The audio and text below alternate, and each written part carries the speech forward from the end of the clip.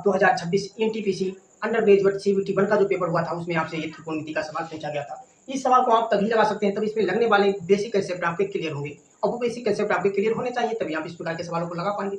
अगर आपके basic concept clear नहीं है तो मैं आपको बताऊंगा कि इसमें आपके कौन कौन से बेसिक कंसेप्ट लगने वाले हैं और फुल बेसिक के साथ मैं आपको बताऊंगा। देखो सवाल में हमको दिया हुआ है tan थीटा बराबर 2, थीटा प्रथम चतुर्थांश में है तो सेक थीटा का मान ज्ञात कीजिए। इससे हमें कोई मतलब नहीं, यहाँ पर क्या दिया हुआ है सेक थीटा।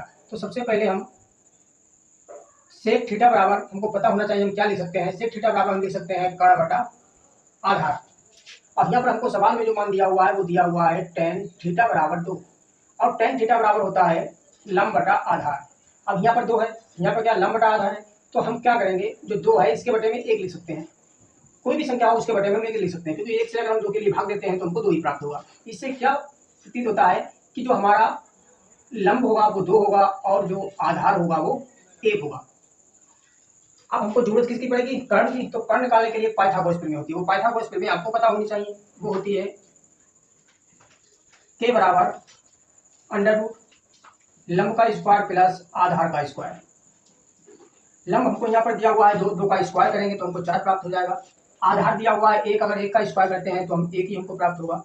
तो हम कह सकते हैं 4 और 1 5। तो हम कह सकते हैं कि अंडर रूट 5 हमको k का मतलब कर्ण का जो मान प्राप्त हुआ है वो अंडर रूट 5 प्राप्त हुआ है। अब यहाँ पर हम इसका मान रख देंगे। कर्ण बराबर कितना है अंडर रूट 5।